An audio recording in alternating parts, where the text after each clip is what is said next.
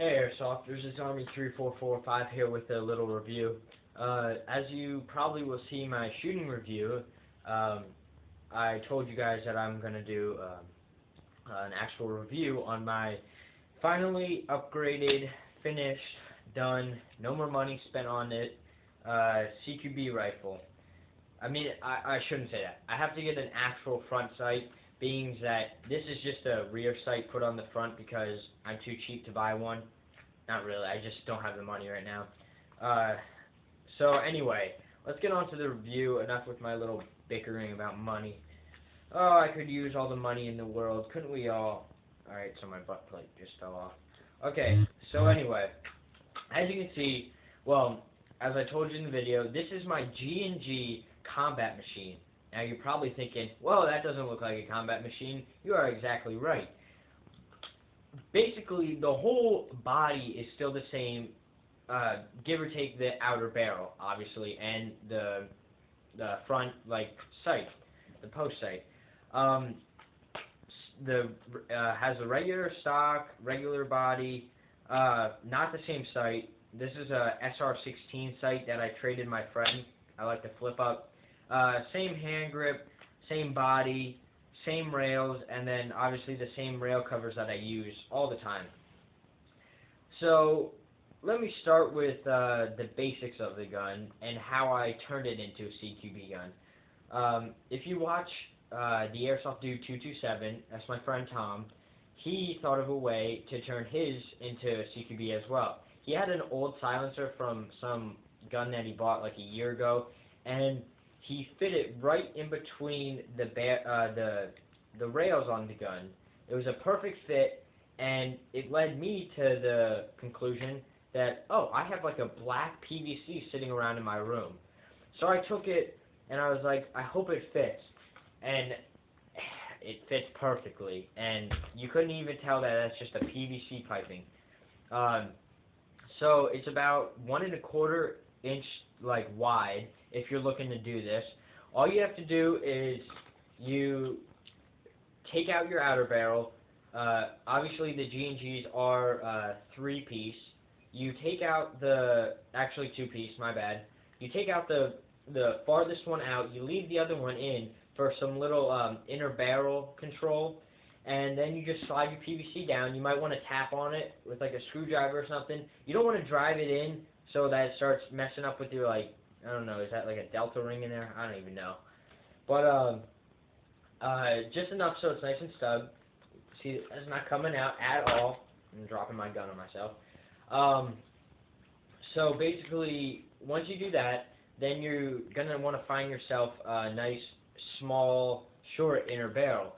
Now, this is an easy fix. If you put a short inner barrel like I had an MP5 one, so it's coming about to here. It's gonna give you a popping sound at the end, and I don't like that. That's not cool.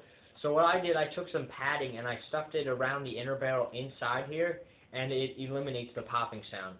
So just in case you're wondering how to do that if you come across that problem.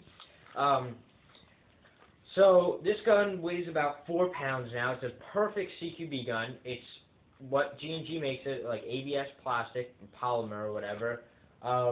The only metal parts on it, and I know I like the gun to have the only plastic parts, but the only metal parts on this are the front and rear sights, the charging handle, and trigger, and you know, your usual stuff, buffer tube, sling mount, your stuff that you get when you just buy this gun by itself. Internally, I upgraded this, well,